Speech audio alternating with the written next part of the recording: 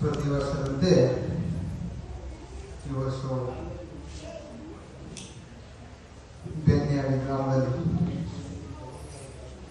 ಶ್ರಾವಣ ಮಾಸದ ಮುಕ್ತಾಯ ಸಮಾರಂಭ ಸಮರ್ಥ ರಾಮದಾಸ್ ಮಹಾರಾಜರು ಕೊನೆಯ ನಿರೂಪಣೆ ವಿಮಾನ ಪ್ರಮಾಣ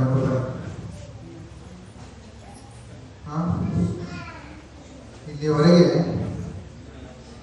ಎಲ್ಲ ಗುರುಬಂಧುಗಳು ಅವರವರ ಅನುಭವ ಚೆನ್ನಾಗಿ ಹೇಳಿದಾರ ಹೇಳ್ತಾರ. ಸ್ಮರಣ ದೇವಾಚಿ करावे अखंड नाम रटसावे नामस्मरणे पहावे समाधि. ಈ ಸಮಾಧಾನ ಎಲ್ಲಿಪ್ಪ ಅಂತ ಹೇಳಿ ಹುಡ್ಕೊಂಡು ಹೋದ್ರೆ ಸಿಗಂಗಿಲ್ಲ. ಈ ಸಮಾಧಾನ ಒಂದು 100 ಎಕರೆ ಜಮೀನು ತಗೊಂಡು ಸಿಗಂಗಿಲ್ಲ. ಈ ಸಮಾಧಾನ ಏನು ಸಿಗದಪ್ಪ ಅಂತಂದ್ರೆ ಸದ್ಗುರು ನಾಮಸ್ಮರಣೆ ಸಿಗದ ಅಂತ ಹೇಳಿ ರಾಮದಾಸ್ ಮಹಾರಾಜರು ತಮ್ಮ ಅಷ್ಟೊಂದ ಹೇಳಿದ್ದಾರೆ. ಅದೇ ತರನಾಗಿ ಒಬ್ಬ ಒಂದು ರಾಜ್ಯದಲ್ಲಿ ರಾಜ ಇದ್ದ. ಸುಮ್ಮನೆ ನಿಮಗೂ ಗೊತ್ತ ಕಥೆಗಳು ಒಂದೆರಡು ಮಾತು ರಾಜ ಇದ್ದ. ಅವನಿಗೆ ಒಬ್ಬ ಮಗ ಹುಡ್ತಾನ. ಆ ಮಗ ಹುಡ್ಕೋದು ಸಮಯದಲ್ಲಿ ತಾಯಿ ತೀರ್ಕೋತಾಳ. ಅವಾಗ ಹೇಳ್ತಾರ ಅವನ ಈ ರಾಜಭಾರ ಮಾಡಬೇಕಾದ್ರೆ ಎಲ್ಲ ಸಕಲ ವಿದ್ಯೆ ಪಾರಂಗತ ಆಗಬೇಕು, ಎಲ್ಲ ಶಸ್ತ್ರಗಳು ತಿಳಿಬೇಕು, ಆಚಾರ ತಿಳಿಬೇಕು, ಎಲ್ಲವನ್ನೂ ತಿಳಿಬೇಕು. ಅವ ರಾಜಭಾರ ಮಾಡಬೇಕಾದ್ರೆ ಒಂದು ಹೊತ್ತಿನಾಗ ರಾಜ್ಯವನ್ನು ಬಿಟ್ಟು ಅವನ ವೈದ್ಯರು ಗುರು ಕೆಡ್ತಾರ.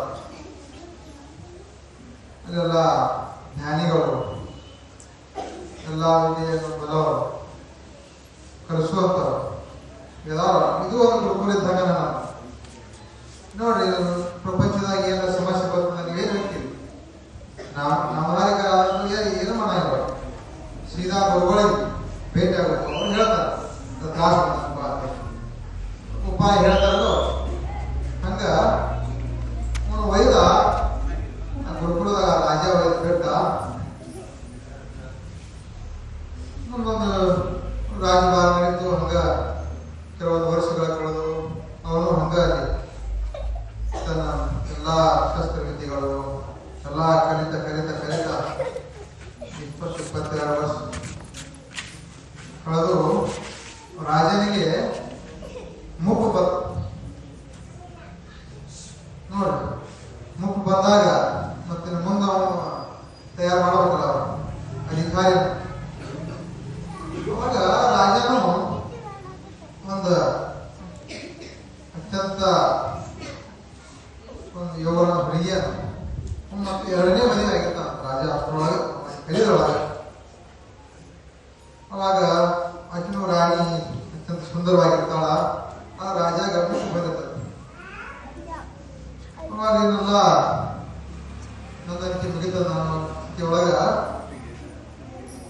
ರಾಜ ಎಲ್ಲ ಸಕಲ ಪಾರಂಗತನಾಗಿರ್ತಾನ. ಅಲ್ಲಿ ಅವ ಬೆಳೆದ ರೀತಿ ಹೇಗಿರುತ್ತೆ ಅಂದ್ರೆ ಯಾವಾಗಲೂ ಈ ಸ್ತ್ರೀ ಪುರುಷ ಮೋಹ ಯಾವುದನ್ನು ಕಲ್ಪನೆ ಭಾರದನ್ನು ಅಲ್ಲಿ ಗುರುಗಳು ಬೆಳೆಸಿಬಿಟ್ಟಿರ್ತಾರೆ. ಯಾವುದೋ ಮೋಹ ಗೊತ್ತಿಲ್ಲ, ಸ್ತ್ರೀ ಐತಿ, ಈ ಪ್ರಪಂಚ ಮಾಡಬೇಕು, ಏನೇನೋ ಕಲ್ಪನೆ ಇರೋದು. ಹಂಗ ಬೇಸರತ್ನಾಗ ಹೋಗಿ ಅವನ ಎಲ್ಲ ಮಂತ್ರಿಗಳು ಹೇಳ್ತಾನ, ಇಲ್ಲ ನಮ್ದು ಕೊನೆಯ ಕ್ಷಣಗಳು ಬಂದಾವ, ಹೋಗ್ರಿಪ್ಪ ಇನ್ನ ಗುರುಕುಲಕ್ಕೆ ಹೋಗಿ ಕರ್ಕೊಂಬರಿ ಅವನ ಮಗನ, ಮುಂದೆಲ್ಲ ಪಟ್ಟಾಭಿಷೇಕ ಮಾಡೋಣ, ರಾಜ್ಯಾಭಿಷೇಕ ಮಾಡೋಣ, ಎಲ್ಲ ಮಾಡೋಣ ಅಂತ ಹೇಳಿದಾಗ ಎಲ್ಲ ಕುದುರೆಗಳು ಸಾರೋಟಗಳು ಕಟ್ಟಿ ತಯಾರು ಮಾಡ್ತಾನ. ರಾಜ ಗುರುಕುಲಕ್ಕ ಗುರುಗಳ ಹೋಗುವತ್ನ್ಯಾಗ ರಾಣಿ ಹೇಳ್ತಾಳೆ, ನಾನು ಬರ್ತಾನೆ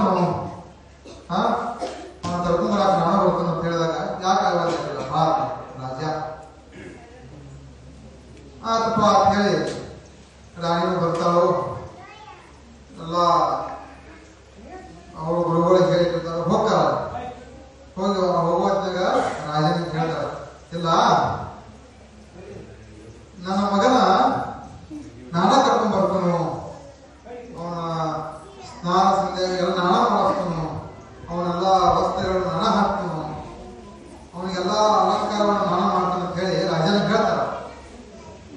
ತಾಯಿ ಯಾಕ ಒಂದು ವಾರ ರಾಜ ಆ ಹೊತ್ತಿನಾಗ ಹೋಗ್ತಾರೋ ಕರ್ಕೊಂಡು ಬರ್ತಾವ. ಅವನು ಹಂಗೆ ಬೆಳೆದಿರ್ತಾನಪ್ಪ ಅಂದ್ರೆ ಅವನ ಮುಖದಲ್ಲಿ ಬ್ರಹ್ಮ ತೇಜಿಸಿರುತ್ತೆ ಆ ರಾಜನ ಮುಖದಲ್ಲಿ. ಯಾಕಂದ್ರೆ ಸ್ತ್ರೀ ಪುರುಷ ಭೇದ ಭಾವ ಕಂಡಿರಲ್ಲ. ಈ ಸಂಸಾರ ಭಾರ ಅವನಿಗೆ ಏನು ಇದ್ರ ಸುಖ ಏನೂ ಗೊತ್ತಿರೋದಿಲ್ಲ. ಹಂಗೆ ಬೆಳೆ ಬಂದಿರ್ತಾನವ. ಕಡೆಗೆ ಎಲ್ಲ ತಾಯಿ ಆದಂಥವ್ರು ರಥದಾಗ ಕರ್ಕೊಂಡು ಬರ್ತಾರೋ ಎಲ್ಲ ಪುಟ್ಟ ತಯಾರು ಮಾಡಿರ್ತಾರೋ. ತಯಾರು ಮಾಡೋ ಹೊತ್ನಾಗ ತನ್ನ ಅರಮನೆಗೆ ತನ್ನದೇ ಆದಂಥ ರಾಣಿ ಒಂದು ರೂಮ್ ಇರ್ತದಲ್ಲ ಅರಮನೆ ಕರ್ಕೊಂಡು ಹೋಗ್ತಾಳೆ.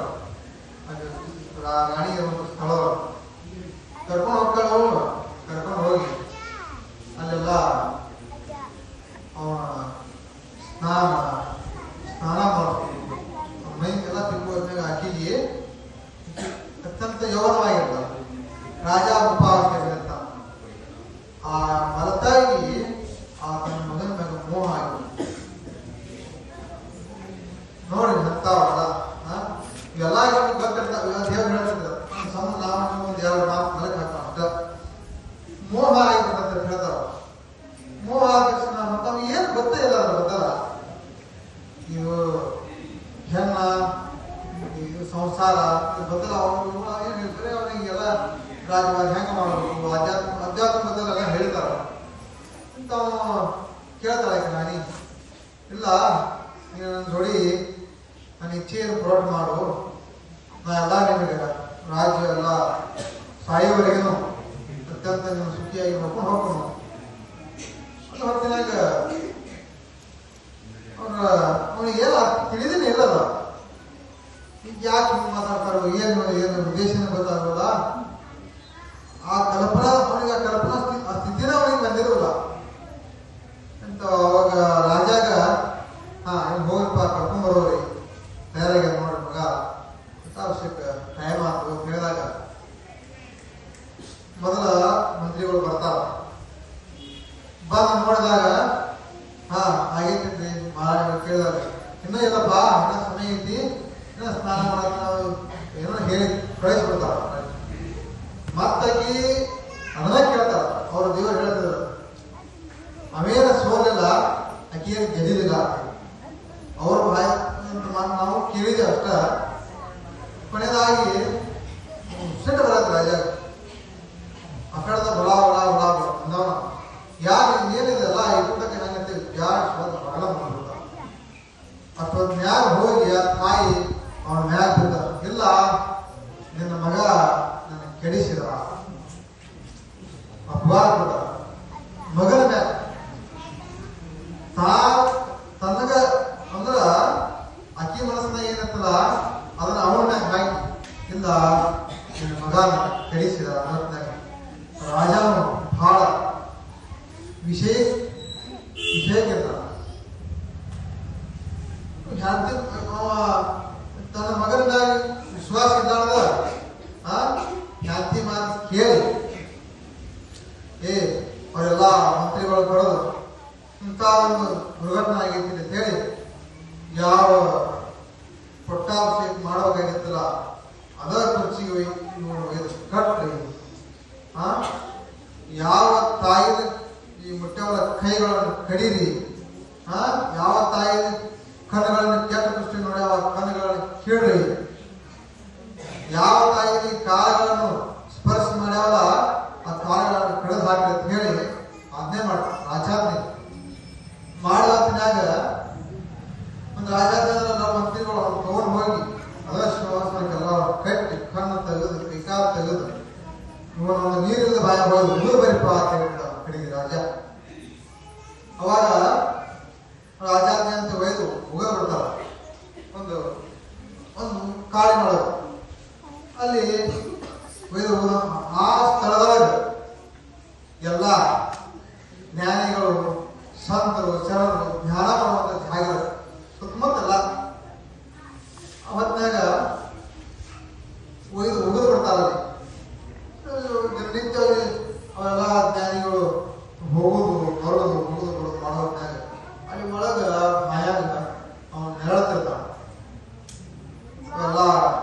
ಹೇಳೋದ್ ಮುಂದ ಏನ್ ಸಫಲ ಅಂತ ಹೇಳಿ ಜ್ಞಾನಿಗಳು ಹೋಗಿ ನೋಡ ಹೊತ್ತಿನಾಗ ಕಣ್ಣ ತೆಗೆದಿರ್ತಾರ, ಕೈಕಾಲು ತೆಗೆದಿರ್ತಾರ, ಎಲ್ಲವನ್ನೂ ತೆಗೆದಿರ್ತಾರ. ಅವಾಗ ಹಿಂಗ್ಯಾಕಾಗೈತಿಪ್ಪ ಅಂತ ಪ್ರಶ್ನೆ ಮಾಡ್ತಾರ. ಯಾರ ನೀ ಯಾಕ ಇದಕ್ಕೆ ಸ್ಥಿತಿ ಎಲ್ಲ ಹೇಳ್ತಾರ, ಹಿಂಗ ತಾಯ ಮೋಹ ಮಾಡಿ ಹಿಂಗಾಗಿ ಅಲ್ಲ ಅಂದವ. ಇಲ್ಲಪ್ಪ, ನಿನಗ ಕೈಯ ಕಣ್ಣ ಕಾಲ ಎಲ್ಲ ಕೊಡ್ತೀವು, ಮ್ಯಾಗ ಭಾಳತ ಈ ಕೈಯ ಈ ಕಣ್ಣ ನನಗೆ ಈ ಕಾಲ ಯಾವಾಗ ಯಾಕಪ್ಪ ಅಂತಂದ್ರ, ಯಾವಾಗ ನನ್ನ ತಾಯಿ ಈ ಕೈಯ ಈ ಕಾಲ ಕಣ್ಣಿನ ಮೋಹ ಮಾಡ್ಯಾಳ ಅಂದ್ರ ಇವಾಗ ನನಗೆ ಭಾಳ ಆಗ್ತದೆ. ಆ ಹೊತ್ತಿನಾಗ ಒಂದು ಇದ್ರ ಇರ್ಲಿ ಮ್ಯಾಗ ನೋಡಿ ಏನೆಲ್ಲ ಐತೆ ಅಂದಾಗ ಆ ಹೊತ್ತಿನಾಗ ಒಂದು ಷರತ್ ಹಾಕಾನ ಆ ಹುಡುಗ, ನನಗ ಇನ್ನು ಮುಂದ ಯಾರು ಸರದಂತ ಜಾಗ ಯಾರು ನವಾದ ಅಂತಾದಿ ನನಗೆ ಏನಾರ ಕೊಡ್ತಾ ನನ್ನ ಅಕ್ಕನ ಪಾಠ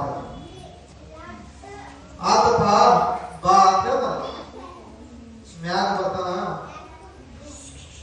ಎಲ್ಲಾರು ಜ್ಞಾನಿಗಳು ಕೂಡಿ ಕಣ್ಣ ಹಾಲ ಕೊಡ್ತಾರ. ಎಲ್ಲ ಮತ್ತ ಇದಕ್ಕಿಂತ ಮೊದಲ ಹೆಂಗಿರ್ತಾನ ಹಂಗ ಹಾಕ್ತಾರ.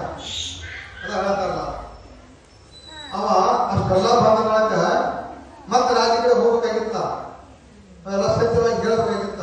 ಅದನ್ನ ರಾಜಮೋಹನ ಗಾಢ ಕೇಳಿ ಒಬ್ಬ ಗುರುಗಳ ಕೈಲಿ ದೀಕ್ಷಾ ತಗೊಂಡು ಅದು ಹೇಳಿದ್ರೆ ಆಗಲೇ ನಾಮಸ್ಮರಣೆ ಕರಾವಿ ಈ ಜಾನಾವಿ ಪುಣ್ಯಶ್ರೀರಂತೆ ಯಾವಾಗ ಗುರುಗಳ ಕೈಲಿ ಉಪದೇಶ ತಗೊಂಡ ಧ್ಯಾನ ಮಾಡ್ಕೊಂಡು ಒಬ್ಬ ಜ್ಞಾನಿಯಾಗಿ ಹೋಗಿರ್ತಾನ. ಹಿಂಗ ಈ ಚೇರಿ ಸಂಪ್ರದಾಯ ಗಿರಿಮಲೇಶ್ವರ ಮಹಾರಾಜ್ ನೋಡಿ ಅಂತ ಪ್ರಸಂಗ ಅವರಿಗೆ. ಗಿರಿಮಲೇಶ್ವರ ಮಹಾರಾಜ್ ಏನೋ ಹಂಗ ಅವ್ರು ಅಂತ ಶ್ರೀಮಂತರಿದ್ರಪ್ಪ ಅಂದ್ರೆ ಎಷ್ಟೋ ಸಾವಿರ ಎಕರೆ ಜಮೀನು, ಅವ್ರು ಕೋಟಿಗಟ್ಟೆ ರಾಕ್ ಮುಂಬೈದಾಗ ಅವ್ರು ಬಂದ್ರಿ ಬಂದಪ್ಪ ಗಾಣಿಗ ಸರಿ ದಂಡಿಗೆ ಅಂತವರಲ್ಲ. ಒಂದು ಕ್ಷಣದಾಗ ಏನೋ ಹೋದಾಗ ಎಲ್ಲ ಹಡಗ ಮುಡಿ ಎಷ್ಟೋ ನುಕ್ಸಾನ ಆಗಿ ಮನಿ ಮಠ ಮಾರಿ ತುಂಬರಂತ ನುಕ್ಸಾನ ಆಗಿರ್ತಾರೆ. ಅವಾಗ ಅಲ್ಲಿ ಬಾಧ ಮಾಡ್ಕೊತಾವ ಹೊಳ್ಳಿ ಜಮಖಂಡಿ. ಅವಾಗ ಅವರೆಲ್ಲ ಅವ್ರು ನೋಡಿದ್ದವ್ರು ಎಲ್ಲಿ ಬಾದ್ರು, ಅವರು ಎಲ್ಲಿ ಬಾದ್ರು ಅಂತ ಹೇಳಿ ವಿಚಾರ ಮಾಡಕತ್ತಾರ. ನೋಡು ನಮಗೆ ನಿಮ್ಗೆ ಶಕ್ತಿ ಆಕೈತೆ ಅವ್ರು ಬಂದ ಯಾವ ಗುಡಿಯವರು ಜಮಖಂಡಿ ಒಳಗೆ ಅಲ್ಲಿ ಬಂದ ಸಮಾಜ ಹಚ್ಕೊಂಡು ಬರ್ತಿರ ನಂದಿಕೇಶ್ವರ ಗುಡಿಯೊಳಗ ಸಮಾಜ ಹಚ್ಕೊಂಡು ಬರ್ತಿರ. ನಮಗೆ ನಿಮಗೆ ಆಗೈತೆ. ಅದಕ್ಕೆ ಹೇಳ್ತಾರಲ್ಲ, ಸ್ಮರಣ ದೇವಾಕೆ ಕರಾವೆ ಅಖಂಡ ನಾಮ ಜಪದ ಜಾವೆ ನಾಮಸ್ಮರಣ ಪ್ರಭಾವಿ ಸಮಾಧಾನ. ಅಷ್ಟೆಲ್ಲ ಲಕ್ಷ ಕೋಟಿಗಟ್ಟಲೆ ಎಲ್ಲಾ ಕಳ್ಕೊಂಡ್ರು ಆ ಸಮಾಧಾನವನ್ನು ಹೆಂಗ್ ಪಡ್ಕೊಂಡ್ರ ಇದರಿಂದ ಗುರು ಕರೆ, ಭಕ್ತಿ ಕರೆ, ಧ್ಯಾನ ಕರೆ ಅಂತ ಹೇಳಿ ಭಕ್ತಿ ಮಾಡಿ ಎಲ್ಲವನ್ನು ಕಳ್ಕೊಂಡು ಈ ಸಂಪ್ರದಾಯ ಹೆಂಗೈತೆ ಸಂಪ್ರದಾಯ ಎಲ್ಲ ಕಳ್ಕೊಂಡು ಅವರು ಯಾವುದೇ ಹೋದ ಪಾತ್ರದಿಂದ ಬಂದಾಗ ಹೋದ ಪಾತ್ರ ಅವರು ಎಲ್ಲ ಹೇಳ್ತಾರಲ್ಲ ಏನಪ್ಪಾ ಅಂತಂದ್ರ, ಕ್ಷಣದ ಸುಖಕ್ಕಾಗಿ ಧ್ಯಾನಾನಿ ಕೆಳಬೇಡ ಅನುಮಾತ್ರ ಸುಖವಿಲ್ಲ. ಅದರೊಳಗೆ ಇದೆಲ್ಲ ಕ್ಷಣದ ಸುಖ, ಕಣ್ಣಿನ ಕಾರಣವೆಲ್ಲ ನೋಡಿ ಕ್ಷಣದ ಸುಖ ಎಲ್ಲ ಕಣ್ಣಿನ ಕಾರಣವನ್ನು ನಾಶ ಆಗಬೇಕಾಗೈತೆ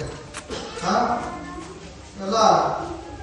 ಅದಕ್ಕೆ ಅವ್ರ ಕಣ್ಣಿಗೆ ಕಾಣುವಂತ ಪರಬ್ರಹ್ಮವನ್ನು ಸ್ವರೂಪವನ್ನು ಆನಂದ ಪಡೆದಂತವ್ರು. ಹಂಗ ನೋಡಿ ಒಂದು ಸನ್ನಿವೇಶ ನೆನಪೈತಿ. ಒಬ್ಬ ರೈತ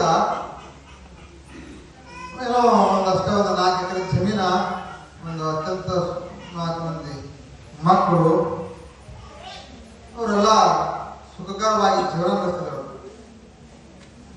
ಅವ್ರ ಹತ್ತಿನಾಗ ಹಂಗೆಲ್ಲ ಜಮೀನ ಅವರು ವ್ಯವಸಾಯ ಮಾಡೋದು ಹಂಗ ಬರ್ತಾ ಬರ್ತಾ ಬರ್ತಾ ಬರ್ತಾ 4 ಎಕರೆ 10 ಎಕರೆ 50 ಎಕರೆ 100 ಎಕರೆ 1000 ಎಕರೆ ಬೆಳೆಸಿಟ್ಟಾರ ಮಕ್ಕಳಿಗೆಲ್ಲ. ಮುಂದ ಅಷ್ಟು ಆದ್ರೂ ಸಾಲಿಲ್ಲ, ಕೋಟಿಗಟ್ಟಲೆ ಗಳಿಸಿದವನಿಗೆ ಆ ಸಂಪತ್ತಿನ ಮೋಹನ ಕಡಿಮೆ ಆಗಲಿಲ್ಲ. ಇದು ಹೆಂಗಪ್ಪ ಅಂತೇಳಿ ಊರಿಗೊಬ್ಬರ ಗುರುಗಳು ಬಂದಿರ ನನಗ ಈ ಸಂಪತ್ತಿನ ಮೋಹನ ಕಡಿಮೆ ಆಗಬಾರ್ದು, ನನಗೆ ಇನ್ನ ಸಂಪತ್ತು ಬೇಕಂತ ಹೇಳಿ ಕೇಳ್ಕೊಂಡ ಆಗಪ್ಪ ಕೊಡೋಣ ಅದಕ್ಕೆ ಔಷಧ ರೈತ ನಿಮಗೇನು ಸಂಪತ್ತು ಬೇಕು ಏನು ಐತಿಲ್ಲ ದಿನಾಗ ಸಂಪತ್ತು ಕೊಡ್ತಾನೆ ಅಂತ ಹೇಳಿ ಅವರು ಒಂದು ಹಿತ್ತಾಳಿ ಗಡಿಗೆ ಕೊಟ್ಟ ಆ ರೈತ. ನೋಡ್ರಿ ಈ ಸಂಪತ್ತ ಸ್ತ್ರೀ ಪುರುಷ ಎಲ್ಲ ಹೆಂಗ ಮಾಯಾದಾಗಿ ಕೆಡುತ್ತಾವಂದ್ರ ತಗೊಂಡ್ ಬಂದ ನನಗೆ ಅವ್ರು ಹೇಳಿದ್ರು ಗುರುಗಳು ಇದರೊಳಗೆ ಎಷ್ಟು ಸಲ ಕೈ ಹಾಕಿ ತೆಗಿತಿಲ್ಲ ಅಷ್ಟು ಬಂಗಾರ ನಾಣ್ಯಗಳಲ್ಲಿ ಸಿಗ್ತಾವ. ಮನೆಗೆ ಬಂದ ತಗೊಂಡ ಕೂತು ಪರೀಕ್ಷೆ ಮಾಡ್ಲಕತ್ತ, ಕೈ ಹಾಕ್ತಿದ್ದ ತೆಗೆದಿರ್ತಿದ್ದ, ಮತ್ ಕೈ ಹಾಕ್ತಿದ್ದ ಮತ್ ತೆಗೆದಿರ್ತಿದ್ದ. ಹಿಂಗ ಅವು ಸಿಗ್ತಿದ್ವು ಅವನಿಗೆ ಬಂಗಾರ ನಾಣ್ಯಗಳು ತೆಗೆದು ಇಡು. ಇದೆಲ್ಲ ಇನ್ನ ಬೆತ್ತ ಬೇಕು ಒಂದು ಕಿಲೋ ಬೆತ್ತ 10 ಕಿಲೋ ಬೆತ್ತ ಹಿಂಗೆಲ್ಲ ಬೆತ್ತ ಕಡೆ ಅವನಿಗೆ ಇನ್ನ ಊಟ ಮಾಡಿ ಟೈರ್ ಹೋಗತ್ತಂದ ಮಾತದರ ಕೈ ಹಾಕೋದು ಶ್ರವಣ ನಾ ಮಾಡ್ತಿಲ್ಲ. ಸ್ವಲ್ಪ ಏನೇನೆ ಸಪ್ತಾಹಗಳದಾವು ಏನಿದಾವ ಏನಪ್ಪ ನಂದು ಬ್ಯಾಂಕಿಗೆ ಹೋಗ್ಬೇಕಾಗೈತಿ, ಗೌರ್ಮೆಂಟ್ ತಗೊಂಡ್ಬರ್ಬೇಕಾಗೈತಿ. ಹಿಂಗ ಆ ನಾವು ಹೆಂಗ ಪ್ರಪಂಚದಾಗ ಪಾಲ್ಮಾಡ್ತಕ್ಕ ಸಮಯ ಕೊಡೋದಿಲ್ಲ, ಹಿಂಗ ಅವನು ಚಾಲ ಮಾಡಿ ತೆಗೆದು ಆ ಊಟಕ್ಕೆ ಸಿದ ಸಮಯ ಕೊಡ್ಲಿಲ್ಲ. ಒಂದು ದಿನ ಹೋಮಕ್ಕೆ 2 ದಿನ ಹೋಮಕ್ಕೆ ಅದ್ರ ಮ್ಯಾಗಿನ ಮೋಹನ ಕಡಿಮೆ ಆಗಿಲ್ಲ. ಕೊನೆಗೆ ಒಂದಿನ ತೆಗೆದು ಇಡುದು. ಹಿಂಗಾಗಿ ಅವನು ಕಲ್ಪನಾದಾಗ ಬರಲಿಲ್ಲ ಅವನು. ಹಿಂಗಾಗಿ ಮನುಷ್ಯ ನಿಸ್ಸತ್ವವಾಗಿ ಅಲ್ಲೇ ಅವನು ಪ್ರಾಣ ಹೋಗ್ಬಿಡ್ತಾನೆ. ಬರೇ ತೆಗೆದು ಸಂಪತ್ತು ಗಳಿಸುವುದು ಇದ್ರಾಗ ಪ್ರಾಣ ಮಕ್ಕಳು ನೋಡಕ್ 4 ದಿನ ನಮ್ಮ ಅಪ್ಪ ಏನು ಹುಯ್ಯಾವ ಹುಡುಕಾಡ್ಬೇಕು ಬಂದ್ಕೊಂಡೆ ಒಳಗೆ ಮನ್ಯಾಗ ನೋಡ್ರು ಅವ್ರ ಅಪ್ಪ ಅಲ್ಲೇ ಸತ್ತ ಬಿದ್ದಿದ್ರು. ಅವ್ರ ಅಪ್ಪ ಸತ್ತ ಬಿದ್ದಿದ್ದು ನೋಡ್ರು, ಈ ಕಡೆ ಬಂಗಾರ ನೋಡ್ರು. ಏನ್ ಹೋದ ಲಕ್ಷ ಅವ್ರಂದ್ರ ಅದನ್ನ ಬಿಟ್ಟ ಅವ್ರ ಅಪ್ಪನಲ್ಲೇ ಬಿಟ್ರು. ಈ ಕಡೆ ಬಂಗಾರ ಕಡೆ ಹೋದ ಲಕ್ಷ ಅಲ್ಲ. ನೋಡ್ರಿ ನಾವು ಪ್ರಪಂಚದಾಗ ನಮ್ಮ ಮಕ್ಕಳಿಗಾಗತ್ತೆ ಗಳಿಸಿಡ್ತೇವ್. ಅದನ್ನೆಲ್ಲ ಅವ್ರ ಅಲ್ಲೇ ಮಗನ ಬಿಟ್ರು, ಅವ್ರ ಅಪ್ಪನ ಬಿಟ್ರು, ಆ ಬಂಗಾರ ಪಡ್ಕೊಳಕ್ ಚಾಲು ಮಾಡ್ರು. 4 ಮಂದಿ ನನಗಟ್ಟ ತುಂಬ್ಕೊಂಡು ಅಪ್ಪನ ಅಲ್ಲೇ ಬಿಟ್ರು. ಸೈಡ್ ಅವಾಗ ಗುರುಗಳು ಒಂದು ಮಾತು ಹೇಳಿದ್ರು, ನಿನಗೆ ಯಾವಾಗ ಸಾಕಾಗ್ತದ ಮನ ದಣಿತೈತೆ ನಿಂದ ಅವಾಗ ಆ ಗಡಿ ತನ್ನ ಮಳೆ ಒಪ್ಪಿಸಪ್ಪ ಅಂತ ಹೇಳಿದ್ರು. ಇಲ್ಲಂದ್ರ ನೀ ಏನು ಸಂಪತ್ತು ಗಳಿಸಿರ್ತಿಲ್ಲ ಅದು ಯಾವುದು ಉಳಿದಿರಲ್ಲ. ಬಡ ಎಲ್ಲ ಬಂಗಾರ ತುಂಬ್ಕೊಂಡು ಹೋಗ್ತಂದ್ರ ಮನ್ಯಾಗ ಒಟ್ಟು ಅಂದ್ರ ಮುಂದೆ ಅವರು ಆ ಗುರುಗಳಿಗೆ ಒಯ್ದ ಮಾಡಿ ತೊಡೋದನ್ನ ಮರತರ ಹೊತ್ತಿನಾಗ ಅವ್ರ ಅಪ್ಪನೇ ಬಿಟ್ರು, ಎಲ್ಲ ಬಿಟ್ರು. ಈ ಪ್ರಪಂಚದಾಗ ನಡೆಯುವಂತ ದಿನನಿತ್ಯ ನಡೆಯುವಂತವೆಲ್ಲ ಎಲ್ಲವನ್ನೂ ಬಿಟ್ರು. ಅಲ್ಲೇ ತಮ್ಮ ಮನ್ಯಾಗ ಹೋದೆಲ್ಲ ಬಂಗಾರ ಇಟ್ಕೊಂಡ್ರು. ಮತ್ತು ಗುರುಗಳು ಹೇಳಿದ ಪ್ರಕಾರ ಆ ಗಡಿ ಹೋಗಿ ಅವ್ರಿಗೆ ಮುಟ್ಲಿಲ್ಲ. ಆ ಎಲ್ಲ ಬಂಗಾರ ಮಣ್ಣ ಕಲ್ಲ ಆಗಿ ಬಿದ್ದು ಬಿಟ್ರು. ಏನ್ ಮಾಡೋದು ಅಂದ್ರೆ ಈ ಸಂಪತ್ತು ಮೋಹಕನ ಒಳಗಾಗಿ ಯಾವುದಕ್ಕೂ ಈ ಶರೀರಕ್ಕೆ ಕಿಮ್ಮತ್ತಿಲ್ಲ, ತಾಯಿ ತಂದೆ ಕಿಮ್ಮತ್ತಿಲ್ಲ, ಎಲ್ಲರಿಗೂ ಕಿಮ್ಮತ್ ಕೊಡಂಗಿಲ್ಲ ಅಂತ ಹೇಳ್ತಾರ ಅವ್ರು. ಜಗವರಿ ದೃಢತ ತವರಿ ತನುಚ ಪ್ರೀತಿ ಜರ ಜಾಲಿ ಅವಿಗೆ ನಿಂದಕ್ಕೆ ಹೋಗ್ತದೆ. ಈ ಶರೀರದೊಳಗ ಎಲ್ಲಿವರೆಗೆ ಶಕ್ತಿ ಇರ್ತದಿಲ್ಲ ಅಲ್ಲಿವರೆಗೆ ಹೆಣ್ಣು ಮಕ್ಕಳು ಎಲ್ಲರೂ ಅತ್ಯಂತ ಪ್ರೀತಿ ಮಾಡ್ತಾರೆ. ಎಲ್ಲ ಶಕ್ತಿ ಹೋಗಿ ಇವೇನು ದುಡಿದ್ರಪ್ಪ ಅಂತ ಹೇಳಿ ಗೊತ್ತಾಗ್ತದೆ. ಅವಾಗ ನಿಂದಾ ಮಾಡ್ತಾರೆ. ಏನಪ್ಪ ಇವನ ಈಗ ಯಾಕದಾನ ಹೊರಗೆ ಹೋಗ್ಬಿಟ್ರಪ್ಪ ಅದಾಗ ನಮ್ಮ ಕಡೆ ಕ್ಷಣದಾಗ ಎಲ್ಲರೂ ಅನುಭವಿಸ್ಯಾರಲ್ಲ. ಕಡೆ ಕ್ಷಣದಾಗ ಎಲ್ಲರೂ ಅನುಭವಿಸಿ ಹೋಗ್ಬೇಕು. ಹಂಗ ಈ ಎಲ್ಲ ಒಂದು ಪ್ರಪಂಚದಾಗ ನಡೆಯುವಂಥ ಘಟನೆಗಳಿರಲ್ಲ. ಅದಕ್ಕೆ ಸಾಂಪ್ರದಾಯದೊಳಗೆ ಇದೆಲ್ಲ ಪ್ರಪಂಚ ಸುಳ್ಳೈತನ ಸುಳ್ಳಲ್ಲ, ಕರೆನೇ ಐತಿ. ಆದ್ರೆ ಭಾರತಕ್ಕೂ ಎಷ್ಟು ನಾವು ಪ್ರಪಂಚಕ್ಕೆ ಬೆಲೆ ಕೊಡ್ತಲ್ಲ ಅಷ್ಟ ಭಾರತಕ್ಕೆ ಬೆಲೆ ಕೊಟ್ರೆ ಹೆಣ್ಣರು ಮಕ್ಕಳು ಕೈ ಬಿಟ್ಟಂಗ ಸದ್ಗುಣ ಯಾವಾಗ ನಮ್ಮ ಕೈ ಬಿಡಂಗಿಲ್ಲ. ಅದಂಗ ನೋಡಿ ಹಂಚಿಗೆ ಸಂಪ್ರದಾಯ ಪರಂಪರೆ ಎಲ್ಲ ಬಹಳ ವಿಶಾಲ. ಗಿರಿಮನೇಶ್ವರ ಮಹಾರಾಜರು, ಭಾವಸಾಹೇಬ್ ಮಹಾರಾಜರು ಅತ್ಯಂತ ಕಷ್ಟಪಟ್ಟು ಸಂಪ್ರದಾಯ ಕಟ್ಟ್ಯಾರ. ಅಷ್ಟೇ ಅಲ್ಲ, ಮಹಾರಾಜ ಪ್ರಭುಜಿ ಅವರು ಮನೆ ಮನೆಗೆ ಹೋಗಿ ಏನು ಸಪ್ತಾಹದಾಗ ಹಿಟ್ಟಕ್ಕೆ ಇರೋಲ್ಲ ಹಿಟ್ಟಕ್ಕೆ ತಗೊಂಡು ಹೋಗಿ ತಾವ ಅಡಿಗೆ ಮಾಡಿ ಉಳಿಸಿ ಮಂದಿಗೆಲ್ಲ ವಚನೋಪದೇಶ ಎಲ್ಲ ಹೇಳ್ತಾರಲ್ಲ, ವಚನಗಳನ್ನು ಹೇಳಿ ಗುರುಬೋಧನೆ ಹೇಳಿ ಉದ್ಧಾರ ಮಾಡ್ಯಾರ. ಇದೆಲ್ಲ ಯಾಕಪ್ಪ ಅಂತಂದ್ರೆ ತಾನು ಕೊಂದಂತ ಆತ್ಮಜ್ಞಾನವನ್ನು ಮನೆ ಮನೆಗೆ ಹೋಗಿ ಎಲ್ಲರೂ ಹೇಳ್ತಾರ, ನಾಯಕಪ್ಪ ದೇವ ನೀನ ಆತ್ಮ ಮನಸ್ಸಿನಿಂದ ಧ್ಯಾನ ಮಾಡ, ನೀನ ದೇವತೆ ನನ್ನ ಕಾರ್ಯ ಯಾಕೆ ನೀವು ಬಿಡ್ತೀರ ಅಂತ ಹೇಳಿ ಮಾಧವ ಪ್ರಭುದೇವರು. ಹಂಗ ಈ ಜಿಗೇರಿ ಸಂಪ್ರದಾಯ ಬಹಳ ವಿಶೇಷವಾದ ಸಂಪ್ರದಾಯ ಐತಿ. ನೋಡ್ರಿ, ವಿಚಾರ ಮಾಡ್ರಿ. ಎಲ್ಲರೂ ಯಾರು ಉಪದೇಶ ತಗೊಂಡಿಲ್ಲ ಉಪದೇಶ ತಗೋರಿ, ಧ್ಯಾನ ಮಾಡ್ರಿ, ಗುರುಗಳಿಗೆ ಹೋಗಿ ಭೇಟಿ ಆಗಿ ಇದೆಲ್ಲ ಉಪದೇಶ ತಗೊಂಡು ಧ್ಯಾನ ಮಾಡೋದ್ರಿಂದ ನಮ್ಮ ಹೇಳ್ತಾರಲ್ಲ ಯಾವ ಬಹಳ ಉಪಕಾರ ಮಾಡೋದು ಹೇಳ್ತಾರ. ನಿತ್ಯ ನೇಮಿಯಾತಿ ಪಡದ ಪ್ರಪಾತಿ ಝಳದಿಲ್ಲ ಪಾಪಿ ಜನ್ಮಾಂತರಿ. ನಿತ್ಯ ನಿಯಮ ಮಾಡೋದ್ರಿಂದ ನಮ್ಮ ಜನ್ಮಾಂತರದ ಎಲ್ಲ ಪಾಪಗಳು ನಾಶ ಕೊಟ್ಟವರು. ಹಂಗ ಇನ್ನೂ ಯಾರು ಉಪದೇಶ